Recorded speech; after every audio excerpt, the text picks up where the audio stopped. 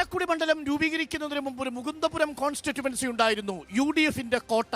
ആ UDFന്റെ കോട്ടയിൽ നിന്നാണ് പിന്നെ ചാലക്കുടി രൂപീകരിക്കുമ്പോൾ ഇന്നസെന്റ് പാർലമെന്റിലേക്ക് പോയത് LDFനെ പ്രതിനിധീകരിച്ച്. വീണ്ടും ചാലക്കുടി മണ്ഡലം ബെന്നി ബെഹനാൻ തിരിച്ചുപിടിക്കുമ്പോൾ നിർണായകമായ പോരാട്ടത്തിൽ ചാലക്കുടി മണ്ഡലം ആർക്കൊപ്പം നിൽക്കുമെന്നാണ് ചോദ്യം. പ്രേക്ഷകർക്ക് ഓർമ്മയുണ്ട്, അതിരപ്പള്ളി അടക്കമുള്ള വിഷയങ്ങൾ നമ്മുടെ മുന്നിൽ ചർച്ചയാകുമ്പോൾ ഒപ്പം സർക്കാരിൻ്റെ ഭരണവിരുദ്ധ വികാരം വോട്ടായി മാറും എന്ന് പ്രതിപക്ഷം പറയുമ്പോൾ അങ്ങ് കേന്ദ്രത്തിൽ മോദിക്കെതിരെ ഒരു സർക്കാരിനെ രൂപീകരിക്കാൻ കോൺഗ്രസിന് മാത്രമേ കഴിയൂ എന്ന് കോൺഗ്രസ് ആവർത്തിക്കുമ്പോൾ എന്താണ് LDFന്റെയും BJPയുടെയും UDFന്റെയും മനസ്സിലുള്ളത് എന്നാണ് നമ്മൾ പരിശോധിക്കുന്നത്. എല്ലാ പ്രേക്ഷകർക്കും സ്വാഗതം. നമ്മൾ ആരംഭിക്കുന്നു. ചാലക്കുടിയിൽ നിന്നും റിപ്പോർട്ടർ കുരുക്ഷേത്രം തത്സമയം. അതിഥികളായി നമുക്കൊപ്പം CPMൽ നിന്നും അഡ്വക്കേറ്റ് KK ഷിബു, ഒപ്പം കോൺഗ്രസിന്റെ നേതാവ് MLA കൂടിയായ റോജി M ജോൺ, BJP പ്രതിനിധി അഡ്വക്കേറ്റ് P കൃഷ്ണദാസ് എന്നിവർ നമുക്കൊപ്പം ചേരുന്നു. ഒപ്പം ചാലക്കുടിയിലെ വോട്ടർമാരും വിവിധ പാർട്ടികളെ പ്രവർത്തിക്കുന്നവരും നമുക്കൊപ്പം തത്സമയം ചേരുന്നു. ആദ്യം ഞാൻ ഷിബുവിൽ നിന്നാണ് തുടങ്ങുന്നത്. അഡ്വക്കേറ്റ് ഷിബു, വളരെ പ്രധാനപ്പെട്ടൊരു മണ്ഡലമാണ് ചാലക്കുടി മണ്ഡലം. ചാലക്കുടി മണ്ഡലത്തിന് ബേസ് ആയിട്ടുള്ള UDF വോട്ടുണ്ട്.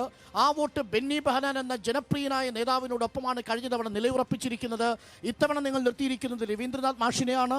ഇന്നസെന്റ് പിടിച്ച മണ്ഡലം, പിന്നീട് ഇന്നസെന്റിനെ തോൽപ്പിച്ച മണ്ഡലം. രവീന്ദ്രനാഥ് മാഷിന് അനുകൂലമാകാനുള്ള ഒരു ഘടകം പറയൂ, ഒറ്റ കാരണം. ഈ മണ്ഡലത്തിൽ LDF സ്ഥാനാർത്ഥിയായിട്ടുള്ള രവീന്ദ്രൻ മാഷ് ഏകദേശം 1 ലക്ഷം വോട്ടിന് ജയിക്കുമെന്നാണ് ഞങ്ങൾ പ്രതീക്ഷിക്കുന്നത്. അതിനുള്ള കാരണം, ഈ കഴിഞ്ഞ 5 വർഷക്കാലം MP ആയിരുന്ന ബെന്നി ബെഹനാൻ ഈ നാട്ടിൽ ജനങ്ങൾക്ക് ആവശ്യത്തിൽ ലഭ്യമായിരുന്ന ജനപ്രതിനിധിയല്ല എന്ന കാര്യം എല്ലാവർക്കും അറിയാവുന്ന കാര്യമാണ്. ഏറ്റവും മോശമായ രീതിയിൽ പ്രവർത്തിച്ച MP എന്ന നിലയിൽ കനകോളി തന്നെ ചൂണ്ടിക്കാണിച്ചു, നിങ്ങൾ ഒരു കാരണവശാലും കോൺഗ്രസ് ഈ MP-യെ ചൂണ്ടിക്കാണിക്കുകയുണ്ടായി. ആ വിധത്തിൽ നമ്മുടെ നാടിന് ഗുണം ചെയ്യാത്ത വികസന പ്രവർത്തനങ്ങളെല്ലാം തന്നെ സ്തംഭിപ്പിച്ച, നമ്മുടെ നാടിനകത്ത് അതിരപ്പള്ളി പോലെയുള്ള പ്രധാനപ്പെട്ട പ്രോജക്റ്റുകൾ നടപ്പാക്കാൻ ശ്രമിക്കാതിരുന്ന, നമ്മുടെ നാട്ടിലെ ഏറ്റവും പ്രധാനപ്പെട്ട മലയാറ്റൂർ പിൽഗ്രിമേജ് സെന്റർ സംബന്ധിച്ച് വേണ്ടത്ര തരത്തിൽ പ്രാധാന്യം കൊടുത്തുകൊണ്ട് മുന്നോട്ട് പോകാതിരുന്ന അങ്ങനെയുള്ള MP, കോവിഡ് കാലഘട്ടത്തിൽ പോലും ജനങ്ങൾക്ക് വേണ്ടത്ര സഹായം കിട്ടാതിരുന്ന ഒരു MP എന്ന നിലയ്ക്ക് ഈ MP തോൽക്കുമെന്ന് ഞങ്ങൾക്ക് ഉറപ്പാണ്. ആ ഉറപ്പാണ് ഞങ്ങളുടെ വിശ്വാസം. പക്ഷെ ഒരു സംശയം, ഈ സുനിൽ കനകോലുവിന്റെ റിപ്പോർട്ട് ഞാൻ കണ്ടിട്ടില്ല, താങ്കൾ കണ്ടിട്ടുള്ളൂ? സുനിൽ കനകോൽ റിപ്പോർട്ട് ശ്രീ അരുൺകുമാർ കേട്ടിരിക്കാൻ ഇടയാവുണ്ടാവില്ല. മാധ്യമങ്ങളെ നമ്മൾ വിശ്വസിക്കുകയാണ് ചെയ്യുന്നത്. മാധ്യമങ്ങൾക്കകത്ത് കനകോല് പറഞ്ഞത് 2 MP-മാർ, ഒന്ന് തൃശ്ശൂരിലെ MP പ്രതാപനും, ഒന്ന് ഈ ചാലക്കുടി MP ഈ പിന്നെ ബെഹനാനും തോൽക്കുമെന്ന നിലയ്ക്കുള്ള റിപ്പോർട്ടാണ് വന്നിട്ടുള്ളത്. ആ റിപ്പോർട്ടിന്റെ അടിസ്ഥാനത്തിലാണല്ലോ പ്രതാപൻ മാറി അവിടെ മുരളി വന്നത്. എന്നാൽ ബെന്നി മാറാൻ തയ്യാറായില്ല. ബെന്നി മത്സരിക്കുന്നു. ബെന്നി തോൽപ്പിക്കും എന്ന നിലയിൽ ഉറച്ച് ചാലക്കുടിക്കാർ വിശ്വസിക്കുന്നു. ശരി, റോജി M ജോൺ, 1 ലക്ഷത്തിൽ പരം വോട്ടുകൾക്ക് രവീന്ദ്രനാഥ് മാഷ് വിജയിക്കുമെന്നാണ് പറഞ്ഞിരിക്കുന്നത്. സുനിൽ കനകോലുവിന്റെ റിപ്പോർട്ടിൽ ഈ മണ്ഡലം ഡേഞ്ചർ സോണിലാണോ? റോജി, CPM-ന്റെ പ്രതിനിധിക്ക് വോട്ട് എണ്ണുന്ന ദിവസം വരെ ശുഭാപ്തി വിശ്വാസത്തിനുള്ള എല്ലാ അവകാശമുണ്ട്. ചാലക്കുടിയുടെയും മുകുന്ദപുരത്തിന്റെയും ഒക്കെ ചരിത്രം കേരളക്കാർക്ക് നന്നായിട്ട് അറിയാവുന്ന കാര്യമാണ്. ഏതാനും ചില ഘട്ടങ്ങളിൽ മാത്രമാണ് ഈ നിയോജക മണ്ഡലം UDFനെ കൈവിട്ടിട്ടുള്ളത്.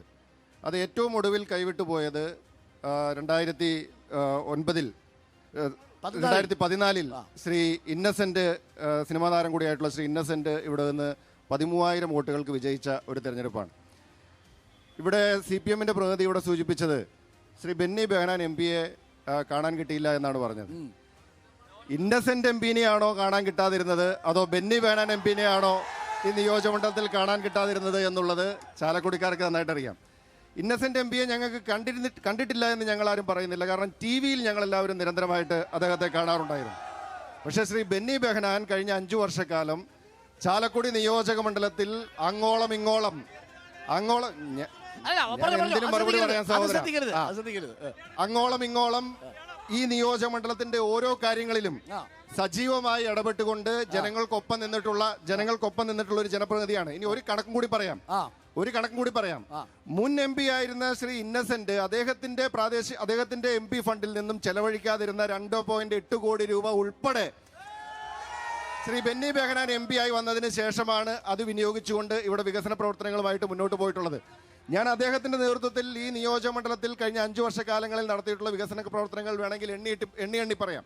ഇവിടെ കോവിഡ് കാലത്തുണ്ടായ കാര്യങ്ങളെക്കുറിച്ച് സൂചിപ്പിച്ചു. ഒരു കാര്യം നിങ്ങൾക്ക് ആർക്ക് വേണമെങ്കിലും പരിശോധിക്കാം. കേരളത്തിൽ 20 MP-മാരിൽ കോവിഡ് കാലഘട്ടത്തിൽ ഒരു MP മുൻകൈ എടുത്ത് അന്ന് വാക്സിനുകൾ ലഭ്യമല്ലാതിരുന്ന കാലത്ത് ഇവിടെ അഡിലക്സ് കൺവെൻഷൻ സെന്ററിൽ ആയിരക്കണക്കിന് ആളുകൾക്ക് കോവിഡ് വാക്സിൻ എത്തിച്ച് സൗജന്യമായി വിതരണം ചെയ്യാൻ അതിന് നേതൃത്വം കൊടുത്ത കേരളത്തിലെ ആദ്യത്തെ MP-യുടെ പേര് ചാലക്കുടിയുടെ MP ആയിരുന്ന ശ്രീ ബെന്നി ബെഹനാൻ എന്ന് തന്നെയാണ്, മറ്റാരുടെയുമല്ല. ഇവിടെ ഇനി വികസന പ്രവർത്തനങ്ങളെ കുറിച്ച് വേണമെങ്കിൽ നമുക്ക് അത് സംസാരിക്കാം. അപ്പൊ അതുകൊണ്ട് ഞാൻ പറയുന്നു, ശ്രീ ബെന്നി ബെഹനാൻ എന്നുള്ള MP-യുടെ പ്രവർത്തനം, അതിന് മുൻപ് 5 വർഷക്കാലം ശ്രീ ഇന്നസെന്റ് MP ആയിരുന്ന കാലഘട്ടം, ഇത് ചാലക്കുടിയിലെ ജനങ്ങൾ നന്നായി കണ്ടിട്ടുള്ളതാണ്, നന്നായി അനുഭവിച്ചിട്ടുള്ളതാണ്. പക്ഷേ അപ്പുറത്ത് നിൽക്കുന്നത് രവീന്ദ്രനാഥ് മാഷാണ്. രവീന്ദ്രനാഥ് മാഷ് മന്ത്രിയായിരിക്കുന്ന കാലഘട്ടത്തിൽ തന്നെ ജനപ്രീതി നേടിയ ഒരു മന്ത്രിയാണ്. സൈക്കിൾ ചവിട്ടി വരുന്ന മാഷാണ്. ലോക്കൽ മൊബൈൽ ഫോൺ ഉപയോഗിക്കുന്ന മാഷാണ്.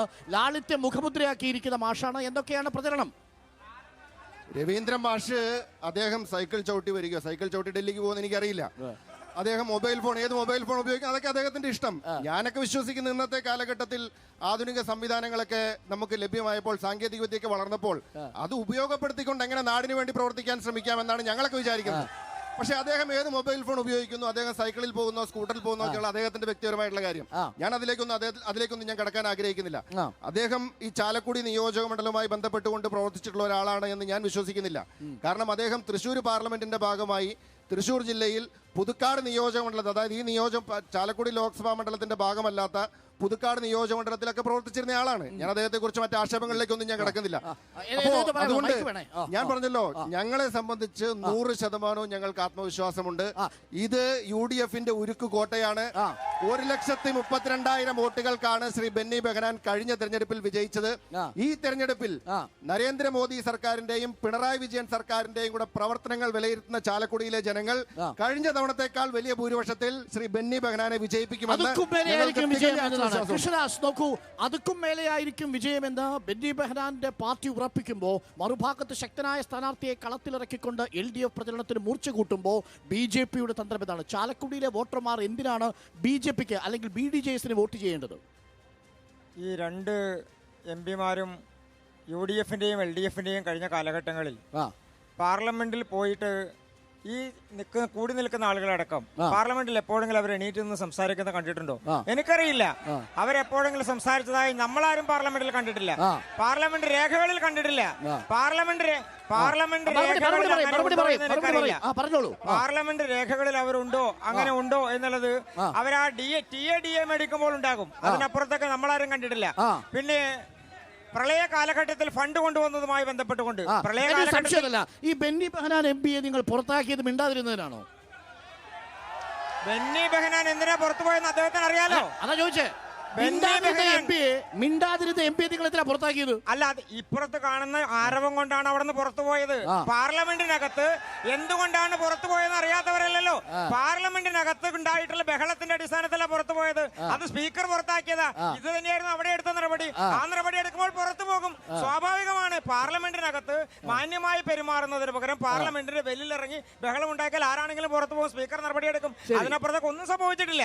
പിന്നെ പ്രളയ കാലഘട്ടത്തിൽ ഫണ്ട് കൊണ്ടുവന്നത് അത് നരേന്ദ്രമോദിയുടെ ഗവൺമെന്റ് കൊടുത്ത ഫണ്ടാ. 478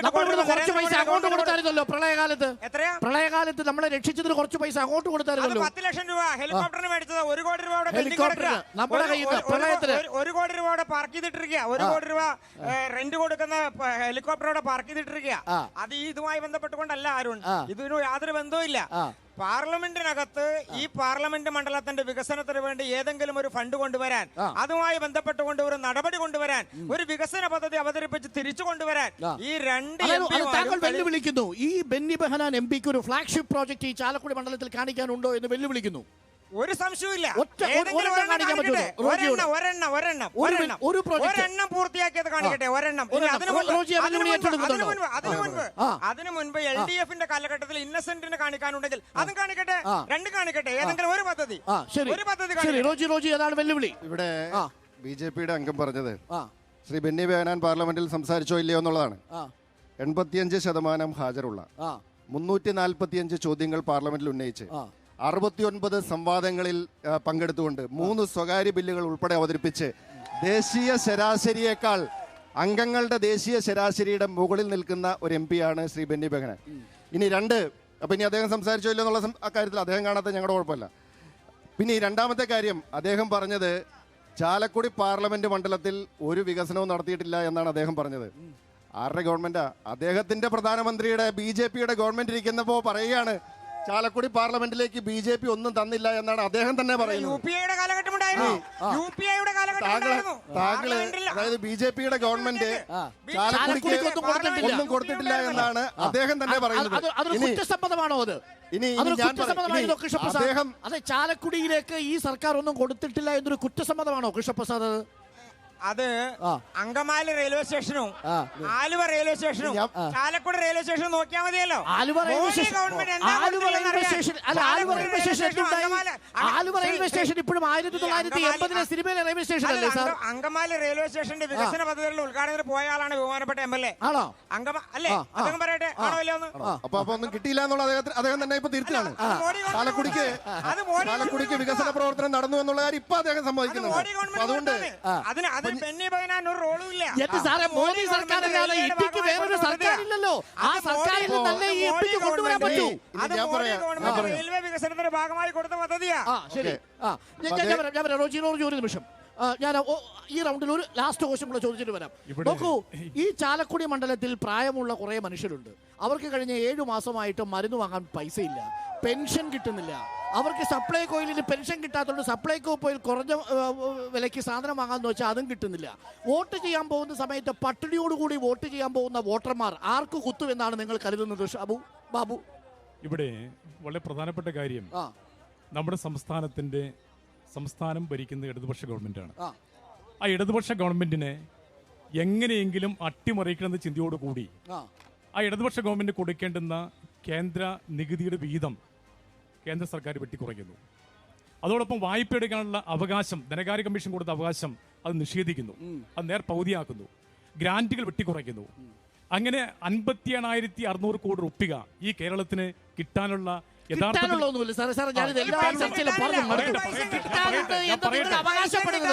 നിങ്ങൾ സുപ്രീം കോടതിയിൽ കൊടുത്തിരിക്കുന്ന ഹർജിയിൽ ഇത് ആവശ്യപ്പെട്ടിട്ടില്ലല്ലോ.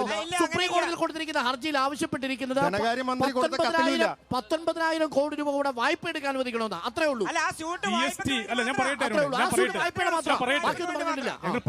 സുപ്രീം കോടതി കൊടുത്തിരിക്കുന്ന ഹർജി മാത്രമല്ല, GST നഷ്ടപരിഹാരം 12,000 കോടി രൂപ. നഷ്ടപരിഹാരം മാത്രം, അത് 5 വർഷം കൊണ്ട് അവസാനിച്ചു. GST നഷ്ടപരിഹാരം 5 വർഷത്തേക്കേ ഉള്ളൂ.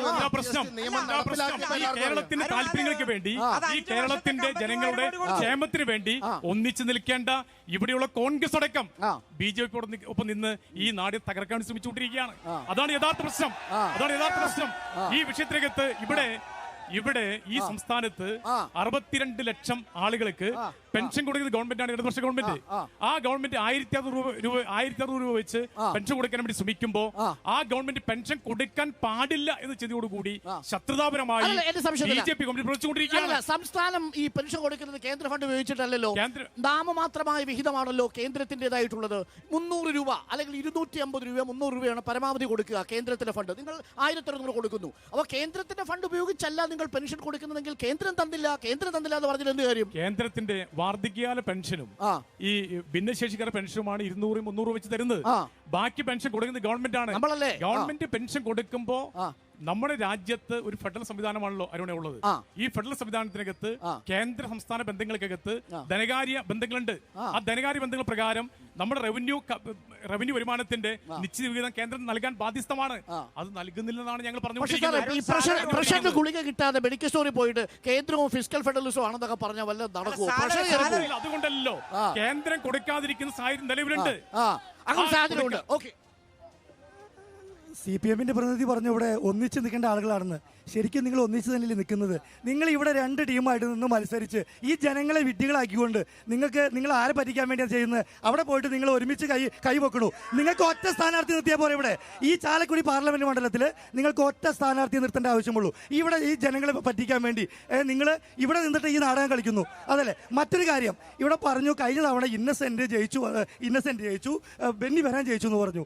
നമ്മൾ നിൽക്കുന്നത് അങ്കമാലിയാണ്. ചരിത്ര പ്രാധാന്യമുള്ള സ്ഥലമാണ് അങ്കമാലി. അങ്കമാലി തൊട്ടടുത്താണ് ആദിശങ്കരൻ ജനിച്ച നാട്. ഇവിടെ MLA ഉണ്ട്, MP ഉണ്ട്, രണ്ടുപേരും ഒരു പാർട്ടിയെ പ്രതിനിധിക്കുന്ന ആളുകൾ തന്നെയാണ്. കാലടിയിലെ ഇപ്പോൾ പ്രൈവറ്റ് സ്റ്റാൻഡിൽ ഈ സമയത്ത് എന്ന് നോക്കിയാൽ കൂരി ഇരുട്ടാണ്. എന്ത് വികസനമാണ് ഈ കാലടിക്ക് വേണ്ടി ചെയ്തിരിക്കുന്നത്? ഈ ശങ്കരാചാര്യന്റെ നാട്ടിലേക്ക് വന്നാൽ ഒരു സൈൻ ബോർഡ് പോലും ഇവിടെ ഇല്ല. അദ്ദേഹത്തിന് ഏതോ കാലത്താണ് ഈ നാട്ടിൽ ജനിച്ചത്. എന്ത് ചെയ്തിട്ടുണ്ടെന്ന് പറയട്ടെ. ഇവിടെ എന്ത് ചെയ്തിട്ടുണ്ട് കാലടിക്ക് വേണ്ടിയിട്ട്? കാലടി ഇത്ര ചരിത്ര പ്രാധാന്യമുള്ള ലോകത്തുള്ള മുഴുവൻ തീർത്ഥാടകരും വരുന്ന ഈ കാലടിയിൽ എന്ത് വികസന പ്രവർത്തനമാണ് MP?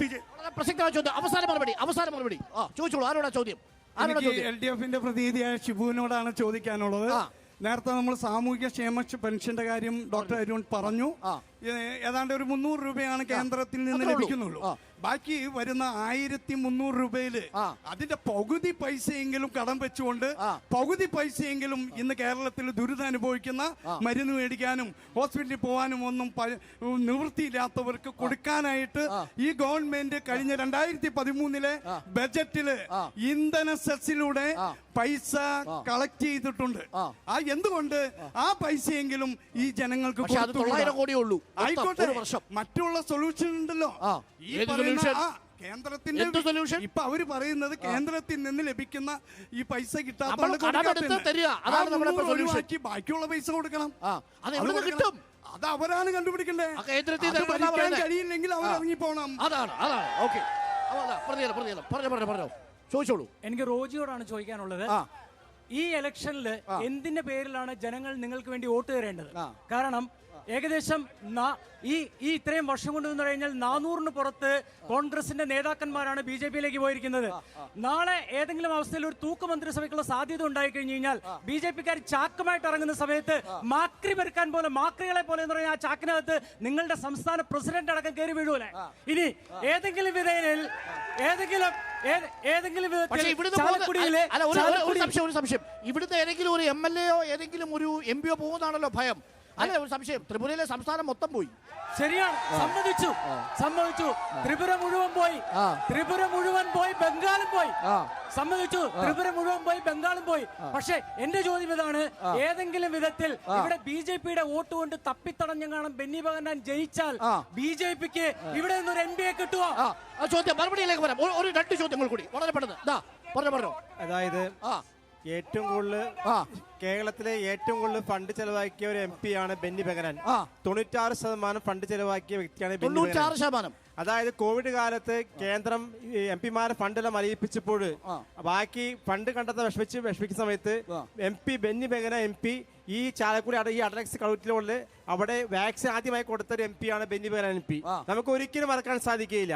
പിന്നെ ഇവിടെ ഷിബു പറഞ്ഞു 58,000 കോടി കിട്ടാനെന്ന്. നമുക്കൊന്ന് ആലോചിച്ചാൽ ശുദ്ധ അസംബന്ധം വിളിച്ച് പറയരുത്. 58,000 കോടി സെൻറ്റർ തരാനെന്ന്. ഇവിടെ എത്രയോ കോടികൾ റുപ്പി കുടിശ്ശിക കോർപ്പറേറ്റ് കമ്പനിയിൽ കിടക്കുന്നുണ്ട്. ഇലക്ട്രിസിറ്റി ബോർഡ് കിട്ടുന്നുണ്ട്, പ്ലാന്റേഷൻ കോർപ്പറേഷൻ കിട്ടാണ്ട്.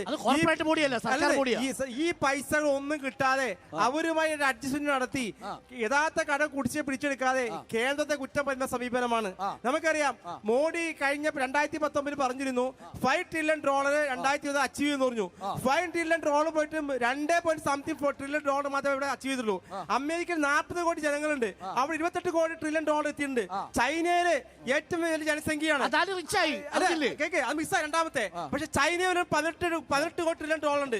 ഇന്ത്യയിലെ ഏറ്റവും 142 MP കോടി പോലും $5 ട്രില്യൺ എത്തിയിട്ടില്ല. ആകെ 2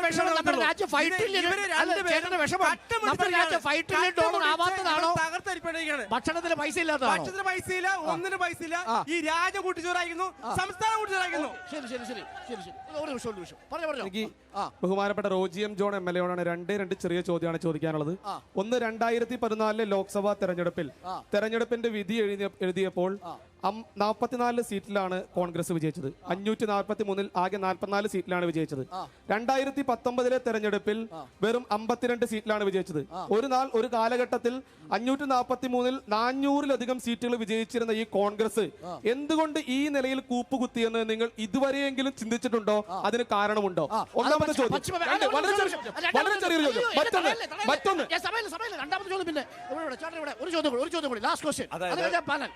ബഹുമാനപ്പെട്ട റോജി എം ജോൺ ഇപ്പോൾ പറഞ്ഞു, അതായത് അങ്കമാലിയിൽ വോട്ട് ചെയ്താൽ MLA യും MP യും നാളെ BJP-യിലേക്ക് പോകുമോ എന്ന്. അരുൺകുമാർ ചോദിച്ചു നാളെ BJP-യിലേക്ക് പോകുമെന്ന്. കഴിഞ്ഞ ഇടയ്ക്ക് ശബരിമലയിൽ നാമജപ യാത്ര BJP നടത്തിയപ്പോ അതിന് മുന്നിൽ നിന്ന് നയിച്ചത് ഈ പറയുന്ന റോജി എം ജോൺ MLA ആയിരുന്നു. ഈ ജനങ്ങൾക്ക് സംശയം ഉന്നയിക്കുന്നതിൽ ഒരു തർക്കവും ഇല്ല. അതോടൊപ്പം തന്നെ കണ്ണൂരിൽ അമ്പാടി മുക്കിൽ ശ്രീകൃഷ്ണ ജയന്തി ആഘോഷിച്ചത് CPM-കാരാ. ഓക്കെ, തീർന്നിട്ടില്ല. ഇവിടെ കേരളത്തിൽ കോൺഗ്രസ് ജയിച്ചാൽ ഇവർ ആദ്യം ഓടുന്ന റിസോർട്ട് ബുക്ക് ചെയ്യാനായിരിക്കും. എന്തിന്? MP-മാരെ ഒളിപ്പിക്കാൻ. കാരണം അതാണ് ചരിത്രം. ശരി. വളരെ പ്രധാനപ്പെട്ട ഈ ചോദ്യത്തിൽ നിന്ന് റോജിക്ക് മറുപടി പറഞ്ഞോളാം. അടുത്ത റൗണ്ട് പാനലിൽ മറുപടി കേട്ടിട്ട് വരാം.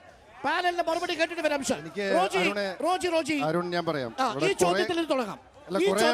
BJP-യിലേക്ക് പോകുമോ ബെന്നി ബെഹനാൻ എന്നൊരു ഭയം കേരളത്തിലെ ചാലക്കുടിയിലെ വോട്ടർമാർക്കുണ്ടോ എന്നതാണ് ആദ്യത്തെ ചോദ്യം. ഇവിടെ CPM-ന്റെ പ്രതിനിധി കോൺഗ്രസിന്റെ ചില നേതാക്കൾ BJP-യിലേക്ക് പോകുന്നതിനെ കുറിച്ച് പറഞ്ഞു. ഞാൻ ചില പേരുകൾ പറയാം, അദ്ദേഹത്തിന് ഇത് അറിയാമോ എന്നറിയില്ല. അശോക് ദിന്ദ, തപസി മണ്ഡൽ, ഗഗൻ മുർമു, ദിബാലി ബിശ്വാസ്, അങ്കഡ് ബൗരി, ദേവേന്ദ്രനാഥ് റോയ്, ജ്യോതിർമയ് സിക്ദർ, വിശ്വജിത് ദത്ത, ജിതേന്ദ്ര സർക്കാർ. ഈ ആളുകളെല്ലാം CPM-ന്റെ MLA-മാരും MP-മാരും ഇന്ന് ബംഗാളിലും ത്രിപുരയിലും ഇന്ന് BJP-യുടെ നേതാക്കന്മാരായിട്ട് പ്രവർത്തിക്കുന്നവരാണ്. ഇനി ഞാൻ പൂർത്തീകരിക്കാം. ഇതില് ഗഗൻ മുർമു ഒരു വ്യത്യാസമുണ്ട്. ഇതില് ഗഗൻ മുർമു എന്ന് പറയുന്ന CPM-ന്റെ 4 വട്ടം ബംഗാളിൽ MLA ആയിരുന്ന നേതാവ്. അദ്ദേഹം MLA സ്ഥാനം പോലും രാജിവെക്കാതെയാണ് BJP-യുടെ ലോക്സഭാ പാർലമെന്റ് സ്ഥാനാർത്ഥിയായി കഴിഞ്ഞ തെരഞ്ഞെടുപ്പിൽ മത്സരിച്ചത്. അവിടെ BJP-യുടെ MP ആയി വിജയിച്ചതിന് ശേഷം അദ്ദേഹം MLA സ്ഥാനം രാജിവെച്ചു. ജ്യോതിർമയ് സിക്ദർ നമ്മൾ എല്ലാവരും അറിയും, കാരണം അവരുടെ ഏഷ്യൻ ഗെയിംസിൽ ഇന്ത്യക്ക് വേണ്ടി സ്വർണ്ണ മെഡൽ നേടിയിട്ടുള്ള അത്ലറ്റ് ആയിരുന്നു. അവർ CPM-ന്റെ ലോക്സഭാ അംഗമായിരുന്നു. അവർ അതിനുശേഷം CPM-ന്റെ നിയമസഭാ സ്ഥാനാർത്ഥിയായി മത്സരിച്ചു. ഇപ്പോൾ BJP-യിലാണ്. ഇനി ഞാൻ വേണമെങ്കിൽ ഇവിടെ പറയാം, ബംഗാളിലും ത്രിപുരയിലും CPM-ന്റെ ബ്രാഞ്ച് കമ്മിറ്റി മുതൽ ഏരിയ കമ്മിറ്റി മുതൽ സംസ്ഥാന കമ്മിറ്റി വരെ 33 വർഷം ഞാൻ ഒരു അംഗവാലി 33 വർഷം CPM അധികാരത്തിലിരുന്നിരുന്ന ബംഗാളിൽ 33 വർഷം CPM അധികാരത്തിലിരുന്ന ബംഗാളിൽ ഇന്ന് CPM-ന് ബ്രാഞ്ച് കമ്മിറ്റിയിൽ ഏരിയ കമ്മിറ്റിയില്ല. ഇവരൊക്കെ എവിടെ പോയി? ഇവരൊക്കെ ആവിയായി.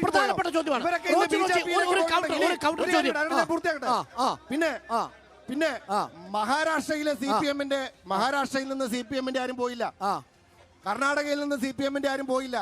മധ്യപ്രദേശിൽ നിന്ന് CPM-ന്റെ ആരും പോയില്ല. കാരണം എന്താ? അവിടെ പോകാൻ ആളില്ല.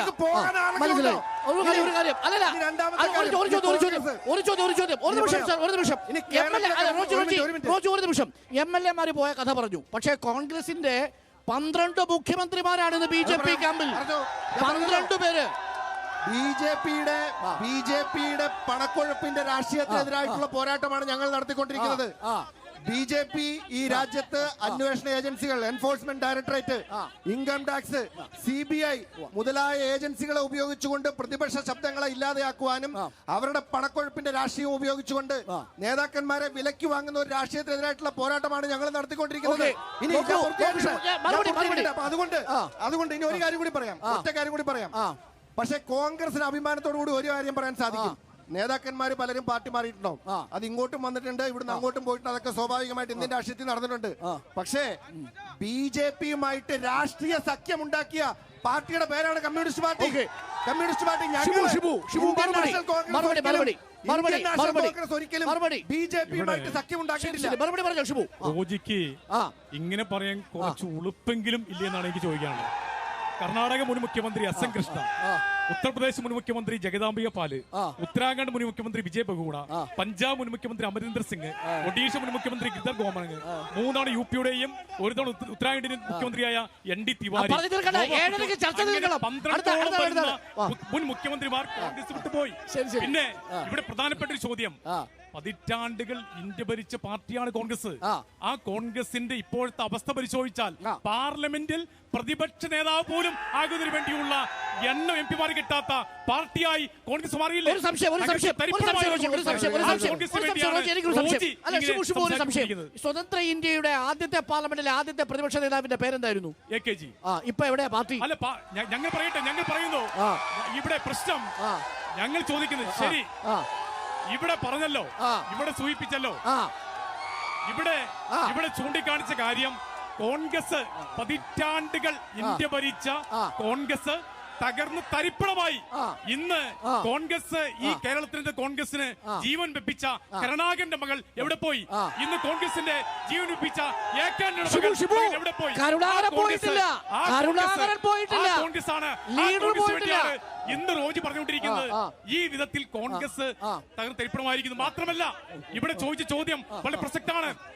ഈ കോൺഗ്രസ് സംബന്ധിച്ച് ഈ കോൺഗ്രസ് വോട്ട് ചെയ്തു കഴിഞ്ഞാൽ കൈപ്പത്തിക്ക് വോട്ട് ചെയ്താൽ താമരയ്ക്ക് വീഴും എന്ന തരത്തിലാണ് ഇന്ത്യയിൽ കാര്യങ്ങൾ പോയിക്കൊണ്ടിരിക്കുന്നത്. അതുകൊണ്ട് വിശ്വസിക്കാവുന്ന ഒരാളും ബെന്നി ബെഹനാനോ UDF വോട്ട് ചെയ്ത് കഴിഞ്ഞാൽ ആ താമരയ്ക്കാണ് വോട്ട് ചെയ്യുക എന്നുകൂടി നമുക്ക് കണക്കാക്കണം. ഒരു നിമിഷം റോജി മറുപടി പറയുന്നതിന് മുമ്പ്, കൃഷ്ണപ്രസാദ്, നിങ്ങൾ ഈ ആൾക്കാരെ മുഴുവൻ വലവീശിക്കൊണ്ടു പോകുമ്പോൾ കോൺഗ്രസിൽ നിന്ന് 10 പേരെ സ്വന്തം ഫേസ്ബുക്കിന്റെ അഡ്മിനെങ്കിലും കൂടെ വരുമെന്ന് ഉറപ്പുള്ള ഒരു നേതാവിനെ കൊണ്ടുപോട്ടെ. ഈ പത്മജാടൊക്കെ കൊണ്ടുപോയിട്ട് എന്ത് പ്രയോജനം? അരുൺ, ഇവര് ഈ LDFന്റെയും UDFന്റെയും പ്രതിനിധികള് പരസ്പരം പറഞ്ഞ പേരുകളിൽ പോയിട്ടുള്ള ആളുകളെല്ലാം വന്നിട്ടുള്ളത് BJP-യിലേക്കാണ്. പിന്നെ നിങ്ങളുടെ കയ്യിലാണ് ഇലക്ട്രൽ ബോണ്ട്, നിങ്ങളുടെ കയ്യിലാണ് പണം. അല്ല, പറയട്ടെ, EDയെ കാണിച്ച് പഠിപ്പിച്ചെങ്കിൽ സോണിയാഗാന്ധി, രാഹുൽ ഗാന്ധി ആദ്യം ഞങ്ങളുടെ കൂടെ വരണ്ടേ? അങ്ങനെയാണെങ്കിൽ പിണറായി വിജയൻ ഞങ്ങളുടെ കൂടെ വരണ്ടേ? ഈ സർക്കാരിലെ മുഖ്യമന്ത്രിക്കെതിരെ ഉള്ളത്. അപ്പൊ അതൊന്നും പറഞ്ഞ് ഞങ്ങളെ കേരളമടക്കമുള്ള സംസ്ഥാനങ്ങളിൽ നിന്ന് കേരളത്തിൽ നിന്ന് വന്നില്ലേ? അൽഫോൺസ് കണ്ണന്താനം ഞങ്ങളുടെ കൂടെ വന്നില്ലേ? LDF എന്നല്ലേ വന്നത്? പത്മജ വേണുഗോപാൽ വന്നില്ലേ? നിങ്ങൾക്ക് കിട്ടിയോ? അല്ല, കേരളത്തിൽ നിന്ന് അൽഫോൺസ് കണ്ണന്താനം MLA ആയിരിക്കുന്ന സമയത്താണ് അദ്ദേഹം ഞങ്ങളുടെ ഇടയിലേക്ക് രാജിവെച്ചുകൊണ്ട് വരുന്നത്. പത്മജ വേണുഗോപാൽ വന്നില്ലേ? പത്മജ വേണുഗോപാൽ വന്നതിന്റെ അടിസ്ഥാനത്തിലാണ് പ്രതാപന് സ്ഥാനം നഷ്ടപ്പെട്ടത്. പത്മജ വേണുഗോപാൽ BJP-യിലേക്ക് വന്നതുകൊണ്ടാണ് TN പ്രതാപന് തൃശ്ശൂർ നഷ്ടപ്പെട്ടത്. അല്ലെങ്കിൽ എന്താ തൃശ്ശൂർ നഷ്ടപ്പെടാൻ കാരണം? ഇല്ലെങ്കിൽ പ്രതാപൻ വരണ്ടേ അവിടെ? അപ്പൊ പ്രതാപൻ പോയ കാരണം പത്മജ വേണുഗോപാലാണ്, അല്ലാതെ അപ്പുറത്തൊന്നുമില്ല. എന്റെ ചോദ്യമല്ല, ബെന്നി ബെഹനാൻ ഒട്ടുകുത്തിയാൽ അത് താമരയ്ക്ക് വീഴുമെന്നാണ് കമ്മ്യൂണിസ്റ്റുകാർ പറയുന്നത്. അത് പറയേണ്ടത് UDFന്റെ പ്രതിനിധിയല്ലേ? അങ്ങനെയാണോ വേണ്ടോ എന്ന് പറയേണ്ടത് ഞങ്ങളല്ലല്ലോ. ഞാനേ ഇവിടെ നേതാക്കന്മാർ അങ്ങോട്ടും ഇങ്ങോട്ടും പോയത് കേരളത്തിന്റെ കണക്കും വേണമെങ്കിൽ ഞാൻ പറയാം. ഇവിടെ പ്രിയപ്പെട്ട ശ്രീ KK ഷിബു ഇവിടെ സൂചിപ്പിച്ചു. ഇവിടെ CPM-ന്റെ മന്ത്രിയായിരുന്ന സമുന്നതനായിട്ടുള്ള നേതാവായിട്ടുള്ള ശ്രീ വിശ്വനാഥ മേനോൻ, അദ്ദേഹം കേരളത്തിന്റെ ധനകാര്യമന്ത്രിയായിരുന്ന വിശ്വനാഥ മേനോൻ പിന്നീട് BJP-യുടെ സ്ഥാനാർത്ഥിയായി മത്സരിച്ച കാര്യം നമുക്കറിയാം. അങ്ങനെ പേരുകൾ നമുക്ക് ഒത്തിരി അങ്ങോട്ടും ഇങ്ങോട്ടൊക്കെ പറയാൻ പറ്റും. ഞാൻ നേരത്തെ പറഞ്ഞല്ലോ, അങ്ങോട്ടും പോയിട്ടുണ്ട്, ഇങ്ങോട്ടും വന്നിട്ടുണ്ട്. ബംഗാളിലും ബംഗാളിലും ത്രിപുരയിലും പാർട്ടി മൊത്തത്തോടെ പോയി. ഒരു കാലത്ത് 70-ലധികം എംപിമാരും രാജ്യത്ത് 500-ഓളം MLA-മാരും ഉണ്ടായിരുന്ന CPM-ന് കഴിഞ്ഞ തെരഞ്ഞെടുപ്പിൽ ഇന്ത്യൻ പാർലമെന്റിൽ ഉണ്ടായിരുന്നത് 3 എംപിമാർ മാത്രമാണ്. ആ പാർട്ടിയാണ്. അതിൽ 2 എംപിമാർ ജയിച്ചത് രാഹുൽ ഗാന്ധിയുടെ പടം വെച്ച് പോസ്റ്റർ അടിച്ചതുകൊണ്ടാണ്. അപ്പോ അവരാണ് ഇപ്പൊ കോൺഗ്രസിന്റെ കുറിച്ച് പറയുന്നത്.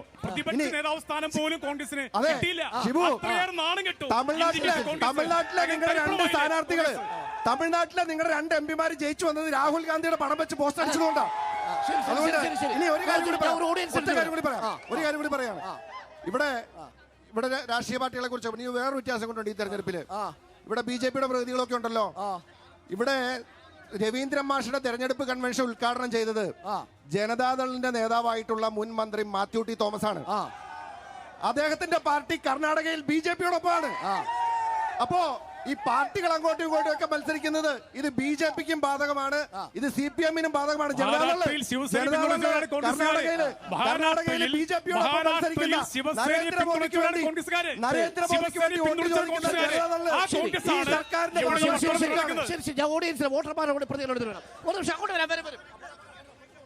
ആരൊക്കെ പോയതിന്റെയും വന്നതിന്റെ കണക്കൊക്കെ നമുക്ക് വസ്തുതരത്തി പരിശോധിക്കാം.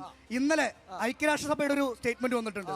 രാജ്യം ഇന്ത്യ ലോകത്ത് ഡിക്റ്റേറ്റർഷിപ്പിലേക്ക് ഏറ്റവും പ്രധാനം പോയിക്കൊണ്ടിരിക്കുന്ന ഏറ്റവും 10 രാജ്യങ്ങളിൽ ഏറ്റവും പ്രധാനപ്പെട്ട രാജ്യം മാറിയിരിക്കുന്നു. നിലനിൽപ്പിന്റെ പ്രശ്നമാണ്, നമ്മുടെ ജീവിതത്തിന്റെ പ്രശ്നമാണ്. 5 വർഷം ഇവിടെ നിന്ന് പോയ നരേന്ദ്രമോദി സർക്കാർ മാത്രമേ ഉള്ളൂ. പിണറായി സർക്കാർ സംസ്ഥാനം വരുമോ? കേരളമാണ്. ഞാൻ രാജ്യത്തിന്റെ കാര്യം പറഞ്ഞു. ഐക്യരാഷ്ട്ര രാജ്യത്തിന്റെ കാര്യമാണ് പറഞ്ഞത്. ഞാൻ ചോദ്യം പൂർത്തിയാക്കാൻ അനുവദിക്കൂ. ആ സ്ഥിതിയിൽ ഞങ്ങളുടെ നിലനിൽപ്പിന്റെ പ്രശ്നത്തിൽ, ഈ രാജ്യത്ത് ഞങ്ങൾക്ക് ജീവിക്കാൻ കഴിയുമെന്ന പ്രശ്നത്തിൽ കഴിഞ്ഞ 5 വർഷക്കാലം ഈ കേരളത്തിൽ നിന്നും 19 എംപിമാർ വിജയിച്ചു പോയിട്ടുണ്ട്. അവർ എന്ത് ചെയ്തു? പൗരത്വ നിയമ പ്രക്ഷോഭം കത്തി നിന്നപ്പോ ഞങ്ങൾ ഡിവൈഎഫ് അഖിലേന്ത്യാ പ്രസിഡന്റ് തെരുവിൽ സമരം ചെയ്ത് ജയിലിൽ പോയപ്പോ രാഹുൽ ഗാന്ധി എവിടെയായിരുന്നു? കൊറിയയിലെങ്ങാണ്ടിരുന്ന് മറിയായിരുന്നു. നിങ്ങൾക്ക് ഞങ്ങൾ എന്ത് വോട്ട് ചെയ്യണം? ഞങ്ങൾക്ക് കുറച്ചു പേർ മതി. അവർ ഒപ്പം ഉണ്ടാകണം. കൊക്കിന് ജീവൻ പോകുന്നവരെ പ്രതിരോധമാകണം. പ്രതിരോധമാകണം. അതിന് നിങ്ങൾക്ക് കഴിയുമോ? ഈ 19 വരെ കഴിഞ്ഞിട്ടില്ല. പിന്നെ നിങ്ങൾ എന്ത് പറഞ്ഞാണോ? ഒരു കാര്യം പറയൂ. പ്രധാനപ്പെട്ട കാര്യം എനിക്ക് ബഹുമാനപ്പെട്ട MLA യോട് ചോദ്യം ചോദിക്കാനുണ്ട്. ഒരുപാട് രാഷ്ട്രീയ വിഷയങ്ങൾ ചർച്ച ചെയ്യുന്നുണ്ട്. പ്രാദേശികമായ ഒരു വിഷയമാണ്. സ്വാഭാവികമായും നമ്മള് ഇവിടുന്ന് 100 മീറ്റർ അകലെ ഒരു അർബൻ സഹകരണ ബാങ്ക് ഉണ്ട്. അത് വർഷങ്ങളായി ഭരിച്ചുകൊണ്ടിരിക്കുന്നത് ഇല്ലല്ല പറയട്ടെ MLA യോട് ചോദിക്കുന്നത്. അത് വർഷങ്ങളായി ഭരിച്ചുകൊണ്ടിരിക്കുന്നത് കോൺഗ്രസ് ആണ്. ഒരു സാഹചര്യത്തിൽ അതിന്റെ പ്രസിഡന്റ് മരിച്ചുപോയി. അന്ന് അനുശോചന സമ്മേളനത്തിൽ പ്രസിഡന്റിന്റെ അനുശോചന സമ്മേളനത്തിൽ ബഹുമാനപ്പെട്ട MLA പറഞ്ഞൊരു വാക്കുണ്ട്. ഞങ്ങൾ ഇന്നത് വിശ്വസിക്കുകയാണ്. അദ്ദേഹം പറഞ്ഞു, നിങ്ങളുടെ 1 രൂപ പോലും ഈ ബാങ്കിൽ കിടക്കുന്ന 1 രൂപ പോലും നഷ്ടപ്പെടില്ല എന്നൊരു വാക്ക് അദ്ദേഹം പറഞ്ഞിട്ടുണ്ട്. അദ്ദേഹം നിരസിക്കാൻ പറ്റില്ല. രണ്ടാമത്തെ കാര്യം എന്ന് വെച്ചിട്ടുണ്ടെങ്കിൽ മറന്നിട്ടാണോ സാറേ ഈ ചെറിയ ബാങ്ക് പറയുന്നത്? രണ്ടാമത്തെ കാര്യം ചെറിയ കാര്യമല്ല. ഞാനൊരു നിക്ഷേപകനാണ്. പറയട്ടെ പൈസ നഷ്ടപ്പെട്ടവർക്ക് അതിന്റെ ബുദ്ധി ഉണ്ടാവുള്ളൂ. പൈസ നഷ്ടപ്പെട്ടവർക്ക് ബുദ്ധി ഉണ്ടാവുള്ളൂ. രണ്ടാമത്തെ കാര്യം, ലോൺ എടുത്തവര് ഈ കൂട്ടത്തിൽ 100% കോൺഗ്രസ്സുകാർ മുഴുവനും 1 രൂപ പോലും അടയ്ക്കുന്നില്ല. കോൺഗ്രസ്സുകാരാണ് ഇതിൽ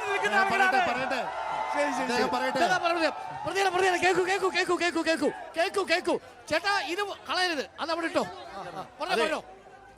ഡോക്ടറെ ഒരു കാര്യം ചോദിച്ചോ. BJP-യുടെ സ്ഥാനാർത്ഥി അല്ലാത്ത കോൺഗ്രസിന്റെയും CPM-ന്റെയും ആളുകളോടാണ് ചോദിക്കാനുള്ളത്. ഈ കഴിഞ്ഞ വർഷങ്ങളായിട്ട് കേരളത്തിൽ BJP ഒരിക്കലും അധികാരത്തിൽ വന്നിട്ടില്ല. ഞാൻ ചെറിയ കാലയളവ് പറയാണ്.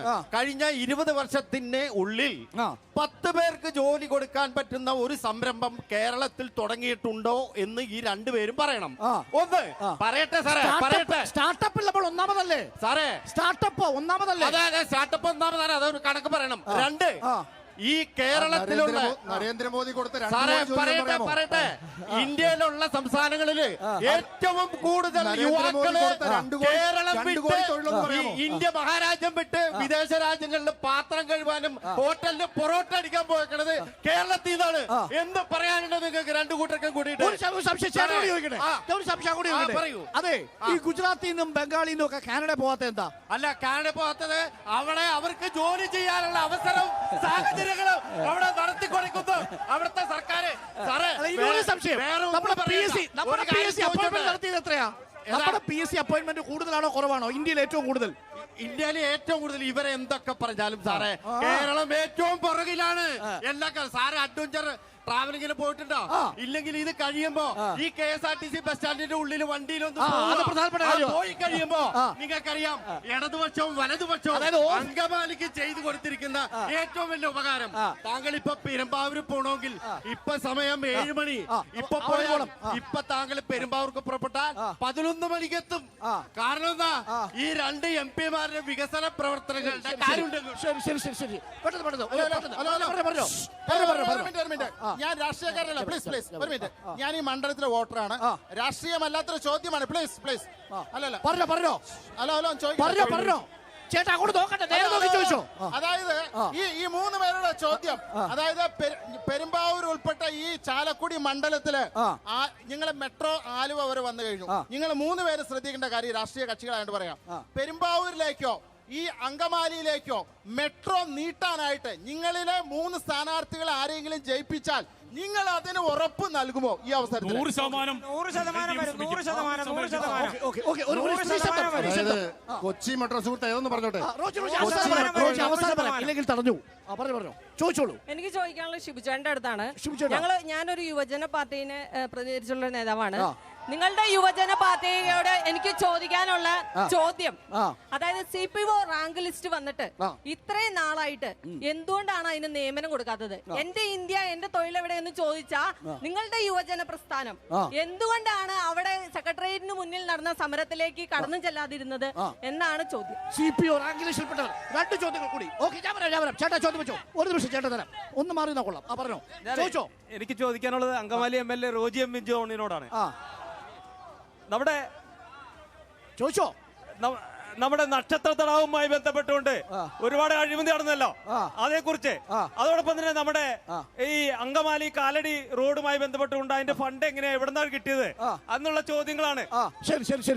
ഇനി ഒരു ചോദ്യം പെട്ടെന്ന്. ഞാൻ പറയാം. ഒരു റൗണ്ട് കൂടി കഴിഞ്ഞിട്ട് വരാം. പറഞ്ഞോ, ചോദിച്ചോ.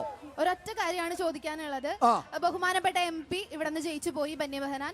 കോവിഡ് വാക്സിൻ ഒക്കെ കൊണ്ടുവന്നതിനെ പറ്റിയൊക്കെ നമുക്ക് നല്ല ധാരണയുണ്ട്, അത് ഞങ്ങൾ അംഗീകരിക്കണു. അതല്ലാതെ ഈ പറയുന്ന BJP സർക്കാരിനെതിരെ ഒരു അക്ഷരമെങ്കിലും മിണ്ടിയതായിട്ടുള്ള ഒരു ദിവസത്തെ പറ്റിയിട്ടെങ്കിലും ഉണ്ട് എന്നുണ്ടെങ്കിൽ അതിനെ പറ്റി മോദിക്കെതിരെ അല്ല, ബെന്നി ബെഹനാൻ MP പിന്നെ ആർക്ക് വേണ്ടിയാണ് സംസാരിച്ചത് പാർലമെന്റിൽ? ആർക്ക് വേണ്ടി സംസാരിച്ചതായിട്ട് ഞങ്ങൾക്ക് അറിയില്ല സാറേ. 395 സംവാദങ്ങൾ. ഒരു ചോദ്യം കൂടി. ചോദിച്ചോ. അവസാനം ചോദിച്ചോ. ലാസ്റ്റ് ക്വസ്റ്റ്യൻ ചോദിച്ചോ. എനിക്ക് ചോദിക്കാനുള്ളത് NDAയുടെ സ്ഥാനാർത്ഥി ജയിച്ചു വന്നാൽ എന്ത് വികസന പരിപാടികളാണ് ഈ 2 മുന്നണികളിൽ നിന്ന് ഭിന്നമായിട്ട് NDAക്ക് കാഴ്ചവെക്കാനുള്ളത് എന്ന് കൃഷ്ണദാസിനോട് ചോദിക്കാം. ഓക്കെ, ആ ചോദ്യം. ഓക്കെ, ചെറുപ്പക്കാരെ പിടിച്ചോ. ബഹുമാനപ്പെട്ട CPM പ്രതിനിധികളോടാണ്. ഈ നമ്മുടെ വയനാട്ടിൽ കഴിഞ്ഞ ദിവസം ഒരു SFI മെമ്പർ തന്നെയാണെന്ന് നിങ്ങൾ അവകാശപ്പെടുന്നു. ആ ഒരു വിദ്യാർത്ഥിയെ 3 ദിവസം ആക്രമിച്ച് കെട്ടിത്തൂക്കി കൊന്നതിന് എന്താണ് നിങ്ങൾക്ക് പറയാനുള്ളത്?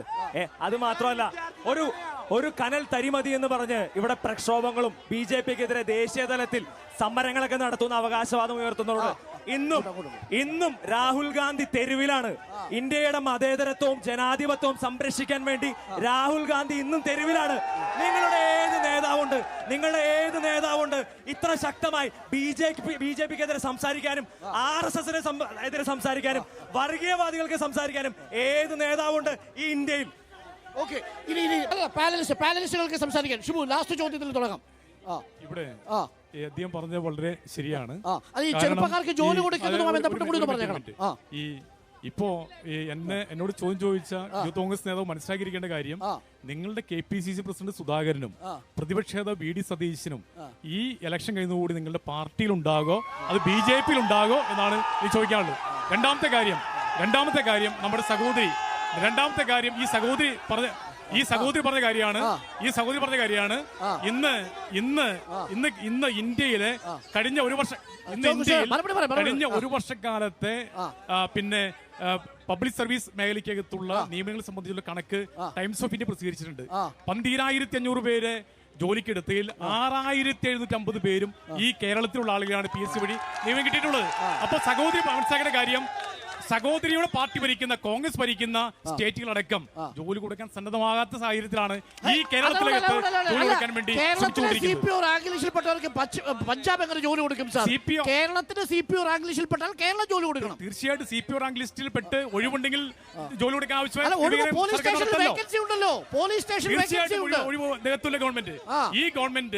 ഗവൺമെന്റ് യാതൊരു സംശയവും വേണ്ട. ഈ ഗവൺമെന്റ് യുവജനങ്ങൾക്ക് കൂടി പങ്കുള്ള അവരെ കൂടി പരിഗണിക്കുന്ന ഗവൺമെന്റാണ്. ഒരു എന്താണ് ബെന്നി ബെഹനാൻ MP ചെയ്തത്? ഒരു ഫ്ലാഗ്ഷിപ്പ് പ്രോജക്ട് പറയാമോ എന്നായിരുന്നു ചോദ്യം. ഇവിടെ തുടക്കത്തിൽ നമ്മൾ ഈ വിഷയം ചർച്ച ചെയ്താണ്. ഞാൻ വേണമെങ്കിൽ വീണ്ടും പറയാം. ഇവിടെ പറഞ്ഞല്ലോ, കഴിഞ്ഞ 5 വർഷം ബെന്നി ബെഹനാൻ MP ആയി വന്നതിന് ശേഷമാണ് ഈ ചാലക്കുടി പാർലമെന്റ് നിയോജകമണ്ഡലത്തിന് കീഴിലുള്ള പ്രധാനപ്പെട്ട 3 റെയിൽവേ സ്റ്റേഷനുകൾ, ആലുവ, അങ്കമാലി, ചാലക്കുടി, ഈ 3 റെയിൽവേ സ്റ്റേഷനുകളുടെയും ബൃഹത്തായിട്ടുള്ള വികസന പ്രവർത്തനങ്ങൾ നടക്കുന്നത് ഇപ്പോഴാണ്. അതിന് മുമ്പ് ഇവിടെ MP ഉണ്ടായിരുന്നു. അന്ന് ആ റെയിൽവേ സ്റ്റേഷനിൽ ഒരു തൂമ്പ കൊണ്ട് മാന്തിയതായിട്ട്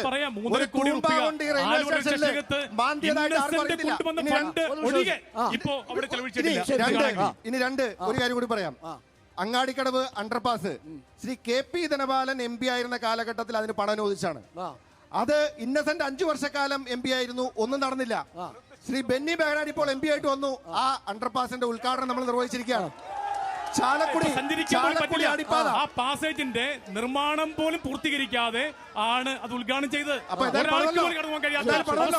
അതായത് ധനപാലൻ MP ആയിരുന്ന സമയത്ത് അനുവദിച്ച തുകയാണ്. 5 വർഷക്കാലം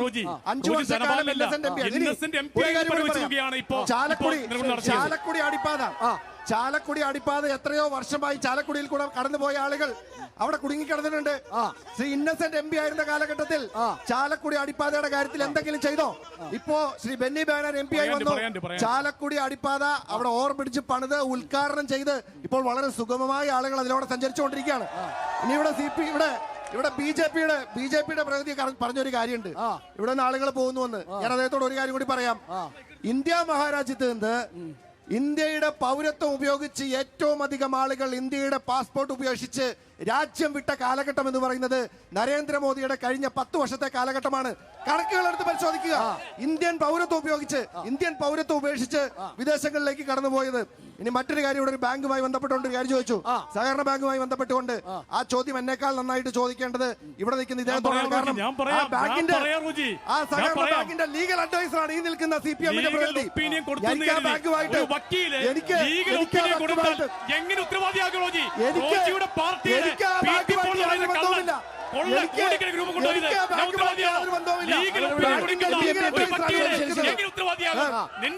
പാർട്ടിയുടെ നേതാവ് പോളേട്ടൻ എത്ര കോടിക്കണക്കിന് രൂപ കട്ടുകൊണ്ടുപോയി.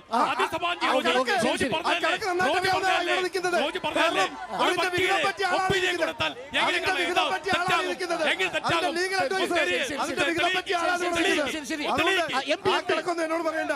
ഇനി ഏതോ ഒരു പരിപാടിയുമായി ബന്ധപ്പെട്ട അഴിമതി ഉണ്ടായെന്ന് പറഞ്ഞു. ഞാൻ പറയട്ടെ, ആ കണക്കൊക്കെ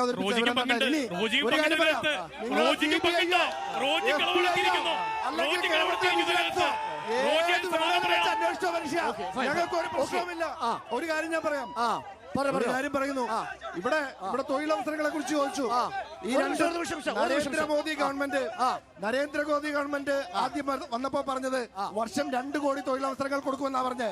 അങ്ങനെയാണെങ്കിൽ 10 വർഷം കൊണ്ട് 20 കോടി തൊഴിലവസരങ്ങൾ ഈ രാജ്യത്തുണ്ടാകണമായിരുന്നു. എവിടെ പോയി തൊഴിലവസരങ്ങൾ? പിണറായി വിജയൻ ഗവൺമെന്റ് ഇവിടെ PSC നിയമനങ്ങൾ മുഴുവൻ കാറ്റിൽ പറത്തിക്കൊണ്ട് പിൻവാതിൽ നിയമനം നടത്തിക്കൊണ്ടിരിക്കുക. ഇന്ന് കേരളത്തിൽ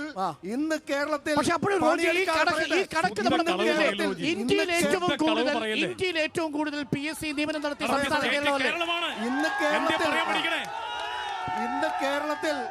ഇന്ന് കേരളത്തിൽ പണിയെടുക്കാതെ ശമ്പളം കിട്ടുന്ന ഏക വ്യക്തി ഉണ്ട് എങ്കിൽ അത് പിണറായി വിജയന്റെ മകൾക്ക് കിട്ടുന്ന മാസപ്പണി മാത്രം. ഇവിടുത്തെ സാധാരണക്കാരന് ചെറുപ്പക്കാർക്ക് തൊഴിലവസരങ്ങളില്ല, ശമ്പളമില്ല, ജനങ്ങൾ വിധി എഴുതും. കൃഷ്ണദാസ്, എന്തുകൊണ്ട് നിങ്ങളുടെ BJP സ്ഥാനാർത്ഥി വിജയിക്കണം? 2 വാചകത്തിൽ. കൊച്ചി മെട്രോയുടെ 1ാം ഘട്ടവും 2ാം ഘട്ടവും 3ാം ഘട്ടവും പൂർത്തിയാക്കിയത് ഈ നരേന്ദ്രമോദിയുടെ ഗവൺമെന്റിന്റെ കാലഘട്ടത്തിലാണ്.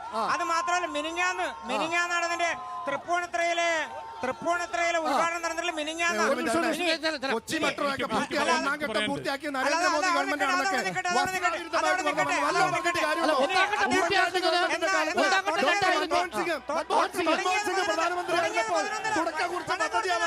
നിങ്ങൾ ഏത് ലോകത്താണ് ജീവിക്കുന്നത്?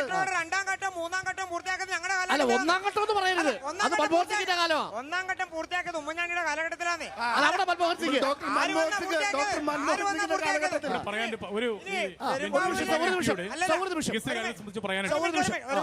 ഇനി പെരുമ്പാവൂരിലേക്ക് മെട്രോ നീട്ടുന്ന കാര്യം പറഞ്ഞല്ലോ. പെരുമ്പാവൂരിലേക്ക് മാത്രമല്ല, നരേന്ദ്രമോദിയുടെ ഗവൺമെന്റിന് അടുത്ത ഘട്ടം അധികാരത്തിൽ വന്നാൽ അത് അങ്കമാലിയിലേക്കും വരും, ഈ റോജിയുടെ നാട്ടിലേക്കും വരും, പെരുമ്പാവൂരിലേക്കും വരും, കാലടിയിലേക്കും വരും, നെടുമ്പാശ്ശേരിയിലേക്കും വരും. ഇനി എന്തുകൊണ്ടാണ് UDF, LDF, BJP പ്രതിനിധികൾ പാർലമെന്റിൽ എത്തേണ്ടത് എന്ന ചോദ്യമാണ് ചോദിച്ചുകൊണ്ടിരിക്കുന്നത്. പ്രിയപ്പെട്ടവരെ, എൻ്റെ പേര് പ്രിൻസ് എന്നാണ്. എനിക്ക് ചോദിക്കാനുള്ള വേറെ ഒന്നുമല്ല, ഒരു ചെറിയൊരു കാര്യമാണ്. എൻ്റെ നാടുമായിട്ട് ബന്ധപ്പെട്ട് എൻ്റെ വീട് അയ്യമ്പുഴയിലാണ്. അയ്യമ്പുഴയിലെ ഗിഫ്റ്റ് സിറ്റി പ്രൊജക്ട് എന്ന് പറഞ്ഞിട്ട് കുറച്ച് നാളുകളായിട്ട് കൊല്ലക്കോട്, അമലാപുരം, അയ്യമ്പുഴ അടക്കമുള്ള പ്രദേശത്തെ ആളുകൾ വളരെ വലിയ ദുരിതത്തിലാണ്. ഈ സംസ്ഥാന സർക്കാരും കേന്ദ്ര സർക്കാരിന്റെ ഫണ്ടുമാണത്. അവിടുത്തെ ആളുകൾക്ക് അവിടുത്തെ സ്ഥലം വെച്ച് ലോൺ എടുക്കാനോ അവർക്ക് ആ ഭൂമി വിൽക്കാനോ ഒന്നും സാധിക്കുന്നില്ല. ഈ സർക്കാരിന്റെ ഭാഗമുള്ള മന്ത്രി വരെ അവിടെ വന്ന് ഉറപ്പ് പറഞ്ഞിട്ട് പോയി, ഫണ്ട് കിട്ടും. ഗിഫ്റ്റ് സിറ്റി ഇവിടെ പറ്റിക്കരുത്. അത് മാത്രമേ പറയാനുള്ളൂ. CPM-ന്റെ നേതാവ് ഇവിടെ പറഞ്ഞു, അടുത്ത തെരഞ്ഞെടുപ്പ് വരുമ്പോൾ VD സതീശനും KPCC പ്രസിഡന്റും BJP ഈ കാഴ്ചകളൊക്കെ നമ്മൾ കണ്ടുവരുന്നതാണ്. ചേട്ടൻ ബാബ അനിയൻ ബാബ ബന്ധം. മുഖ്യമന്ത്രി പ്രധാനമന്ത്രി കേരളത്തിൽ എത്തിക്കഴിഞ്ഞാൽ കൈകൂമ്പി നിൽക്കുന്ന പിണറായി വിജയനെയാണ് കാണുന്നത്. പ്രധാനമന്ത്രി നമ്മുടെ നാട്ടിൽ വന്നാലേ ആദ്യത്തെ മര്യാദയല്ല, ലാവലിൻ കേസ് അതുപോലത്തെ കേസുകൾ എടുത്തു വെച്ച് അതാണ് ലാവലിൻ കേസ്. അഡ്ജസ്റ്റ്മെന്റ് ആണോ? അതാണ് ചോദ്യം. ഒരു സ്ത്രീ ശബ്ദം. ഞാൻ വരുന്നു. ചോദിച്ചോളൂ. അഭിമന്യു, രക്തസാക്ഷിയായിട്ട് നിങ്ങൾ വലിയ വായിൽ കൊണ്ടാടിക്കൊണ്ട് നടന്നിരുന്ന ഒരാളാണ്. ആളുടെ കേസ് ഫയലുകൾ കോടതിയിൽ നിന്ന് നഷ്ടപ്പെട്ടു. ഈ ആഭ്യന്തരം കൈയാളിക്കൊണ്ടിരിക്കുന്ന മുഖ്യമന്ത്രിക്ക് അതുപോലും സംരക്ഷിക്കാൻ കഴിയുന്നില്ലെങ്കിൽ എങ്ങനെയാണ് ജഡ്ജിയാണ് സഹോദരി. ആദ്യം മനസ്സിലാക്കുക, കോടതി സുരക്ഷ നോക്കേണ്ടത് കോടതി ജഡ്ജിയാണ്, അല്ലാണ്ട് ചോദ്യമാണ് ചോദിക്കാനുള്ളത്.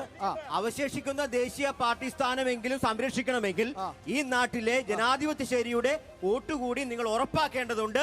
അതിന് കോൺഗ്രസും മുസ്ലിം ലീഗും DMKയും തമിഴ്നാട്ടിൽ അടക്കം 28 സ്റ്റേറ്റിൽ ഒന്നിച്ച് മത്സരിക്കുന്ന കോൺഗ്രസിനെ വിമർശിക്കുന്നതിൽ ഒരു പക്വത കാണിക്കണം എന്നുള്ളതാണ് എനിക്ക് അവസരത്തിൽ പറയാനുള്ളത്. ശരി. ഇത്രയും പാടില്ല അല്ലേ? പെട്ടെന്ന് ചോദിച്ചോളാം. എനിക്ക് വേറെ തക്കൊന്നുമില്ല. ഈ 102 കോടി രൂപ കട്ടുകൊണ്ടുപോയ കോൺഗ്രസ്സുകാരെ കൊണ്ട് തിരിച്ചടപ്പിക്കാനുള്ള നടപടി സ്വീകരിക്കും. ചോദിച്ചോ. അങ്കമാലിയിലെ ഗതാഗത കുരുക്ക് എന്ന് പറയുന്ന ഇവിടുത്തെ കോൺഗ്രസ് ആണെങ്കിലും കമ്മ്യൂണിസ്റ്റ് ആണെങ്കിലും ഇവിടെ കേരളം ഭരിക്കുന്നത് കമ്മ്യൂണിസ്റ്റ് ആണ്. ഇവിടുത്തെ MP MLA തുടങ്ങിയ ആൾക്കാർ കോൺഗ്രസ് ആണ്. പറയുന്ന അങ്കമാലിക്കാർക്ക് ഇവിടുത്തെ ഗതാഗത കുരുക്കിന് ഇതുവരെ ഒരു പരിഹാരം നടക്കുമോ? രണ്ടാമത്തെ കാര്യം എല്ലാവർക്കും നമസ്കാരം. എനിക്ക് ഒറ്റൊരു കാര്യം ചോദിക്കാമല്ലോ. ഇപ്പൊ ലീഗൽ അഡ്വൈസർ അല്ലല്ലോ ലോൺ കൊടുക്കണേ. ആ വിഷയമായിട്ട് ബന്ധപ്പെട്ട് ഈ MLA ചെയ്യണ ഈ നിൽക്കണ യൂത്ത് കോൺഗ്രസ് മാത്രം പൈസ തിരിച്ചടപ്പിച്ചായിരുന്നു. ഈ ബാധ്യത ബാങ്കിന് 40 ലക്ഷം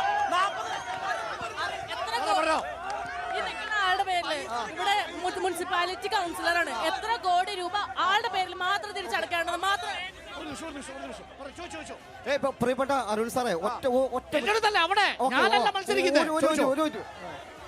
4 എന്ന് പറഞ്ഞ വർഷം ചാലക്കുടിയിലും മുകുന്ദപുരത്തും കോൺഗ്രസിന്റെ UDFന്റെ വാട്ടർ ലൂ ആണ്. അത് നമ്പാട് മാഷും ഇന്നസെന്റ് ജയിച്ചത് ഈ 4ലാണ്. അതുകൊണ്ട് ഈ 2024 എന്ന് പറയുന്നത് കോൺഗ്രസിന്റെ വാട്ടർ ലൂ ആണ്. ഇവിടെ നമ്മുടെ മാഷ് ജയിച്ചിരിക്കും. ഒരു കാര്യം ഒറ്റ കാര്യം കൂടി. ഈ കഴിഞ്ഞ ആഴ്ച ഹിമാചൽ പ്രദേശില് കോൺഗ്രസ് നേതാവായിട്ടുള്ള അഭിഷേക് സിംഗ്വി രാജ്യസഭയിലേക്ക് മത്സരിച്ചു. അദ്ദേഹം പറഞ്ഞൊരു കാര്യമുണ്ട്. ഇന്ന് രാവിലെ എന്റെ കൂടെ ഇരുന്ന് ഊണ് കഴിച്ച ഭക്ഷണം കഴിച്ച കോൺഗ്രസ് MLA-മാർ BJP-ക്ക് മാറി. ഏതാണ് ഇവിടെ CPM-ന്റെ പ്രതിയോഗിച്ചത്? ഓക്കെ, ഇനി പാനലിസ്റ്റുകളുടെ സമയമാണ്. നമുക്ക് 45 സെക്കൻഡേ ഉള്ളൂ. പറഞ്ഞോളൂ. ഇവിടെ ബെന്യമോനെ MP ചെയ്യാതിരിക്കുന്ന പ്രവർത്തനം സംബന്ധിച്ച് പറയാം. ഒന്ന് ശബരി റെയിൽപാത ഒന്നും ചെയ്തിട്ടില്ല അദ്ദേഹം. ഗിഫ്റ്റ് സിറ്റി ഈ MLA ആണ് ഉത്തരവാദി. MLA അടക്കം കിഫ്ബിക്കെതിരെ നിലപാട് സ്വീകരിച്ചു. ഫലത്തിൽ കിഫ്ബി വഴി പൈസ എടുക്കാൻ പോലും കഴിയാത്ത അവസ്ഥ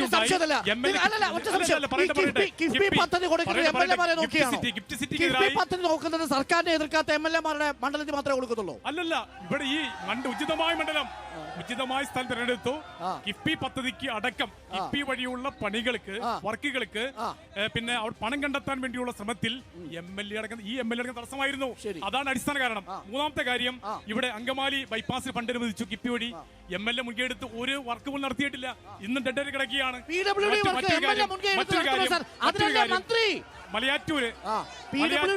മലയാറ്റൂർ അന്താരാഷ്ട്ര തീർത്ഥാടന കേന്ദ്രം സർക്യൂട്ട്, ആ കാലടി മലയാറ്റൂര് തീർത്ഥാടകർ സർക്യൂട്ട് ഈ MP ഒരു കാര്യം ചെയ്തിട്ടില്ലെന്ന് കാണാൻ കഴിയും. അതോടൊപ്പം അതിരപ്പള്ളി വാഴച്ചാൽ പിന്നെ സർക്യൂട്ട്, ആ ടൂറിസ്റ്റ് സർക്യൂട്ടിന് വേണ്ടി ഒന്നും ചെയ്തിൽ കാണാൻ കഴിയും. അതോടൊപ്പം തന്നെ നമ്മുടെ ഈ ചാലക്കുടി അവിടെ 80 ഏക്കർ ഭൂമി ഇപ്പോ പിന്നെ സർക്കാരിന്റെ മേഖലയിൽ കിടക്കുന്നുണ്ട്. കേന്ദ്ര സർക്കാരിന്റെ കീഴിൽ ആ ഭൂമി ഇപ്പോ ഗവൺമെന്റ് അടച്ചുപൂട്ടി. അവിടെ എന്തെങ്കിലും ആരംഭിക്കാൻ വേണ്ടി ഈ MP ഒന്നും ചെയ്തിട്ടില്ല. ഒരു വോട്ടർ എന്റെ അടുത്ത് കുറച്ച് നേരമായിട്ട് ബൈക്ക് ചോദിക്കുന്നു. എന്താ ചേട്ടൻ ചോദിക്കാനുള്ളത്? ഒന്ന് ചോദിക്കാനുള്ളത് പെൻഷന്റെ കാര്യമാണ്. പെൻഷൻ എന്ത് കിട്ടുമെന്നാണോ? ഞാൻ ലോട്ടറി കച്ചവടക്കാരനാണ്. പറയട്ടെ പെൻഷൻ ഒരു ലോട്ടറി കച്ചവടക്കാരനാണ്. ഒരു നറുക്കെടുപ്പില് ഒരാഴ്ചയില് ഞാൻ ഷിബു സഹാബിനോട് ചോദിക്കുന്നത്, ഒരാഴ്ചയില് 36 കോടി രൂപയാണ് ഒരു ലോട്ടറി വിറ്റുവരവ്. എന്നിട്ടും ഈ ലോട്ടറി തൊഴിലാളികൾക്ക് പെൻഷൻ കൊടുക്കുന്നില്ല. എന്തുകൊണ്ടാണ്? ശരി റോജി, അത് മറുപടി അവസാനം പറഞ്ഞാൽ മതി. റോജി 45 സെക്കൻഡ്സ്, 45 സെക്കൻഡ് സമയമുള്ളൂ. ഇവിടെ ഒന്ന് ഗിഫ്റ്റ് സിറ്റിയെ സംബന്ധിച്ച് പറഞ്ഞു. 4-5 വർഷമായി ഈ നാട്ടിലെ ജനങ്ങളെ പറഞ്ഞ് കബളിപ്പിക്കുകയാണ് സംസ്ഥാന സർക്കാർ, കേന്ദ്ര സർക്കാരും. അവിടെ ആളുകൾക്ക് ലോൺ എടുക്കാൻ പറ്റില്ല, അവർക്ക് വിൽക്കാൻ പറ്റില്ല. ഞങ്ങൾ ഇതുവരെ 1 രൂപ കൊടുക്കാൻ ഈ സർക്കാരിന് കഴിഞ്ഞിട്ടില്ല. പിന്നെ ഇവിടെ പറഞ്ഞ മറ്റൊരു കാര്യം, ഗതാഗത കുരുക്കിനെ കുറിച്ച് പറഞ്ഞു. ഇവിടെ ഞാൻ ചോദിക്കട്ടെ, 50,000 രൂപയുടെ ചെക്ക് ട്രഷറിയിൽ മാറാൻ സാധിക്കാത്ത തരത്തിൽ സംസ്ഥാനത്തിന്റെ സാമ്പത്തിക സ്ഥിതി തരിപ്പണമാക്കിയ ഒരു ഗവൺമെന്റിന്റെ പ്രതിനിധിയാണ് പറയുന്നത്. ഇവിടെ അങ്കമാലി ബൈപ്പാസ് നടത്തും, ഇവിടെ വേറെ പദ്ധതികൾ നടത്തുന്നു പറയുന്നത് 50,000 രൂപയുടെ ചെക്ക് മാറാൻ പറ്റത്തില്ല. ഒറ്റ കാര്യം പറയുന്നു, ഇവിടെ ഉന്നാവോയില് ഏത് തരത്തിലാണോ BJP ഗവൺമെന്റ് അവിടെ വേട്ടയാടുന്നത്, ജനങ്ങളെ വേട്ടയാടുന്നത്, അതേ രീതിയിൽ ഇവിടെ സിദ്ധാർത്ഥനെ തല്ലിക്കൊന്ന് കെട്ടിത്തൂക്കുന്ന ഒരു പ്രസ്ഥാനത്തിന്